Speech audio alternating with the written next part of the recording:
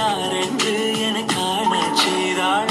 கேளாமல் நெஞ்சை கொய்தவள் சிற்பம் செய்து கையில் தந்தாள். யுக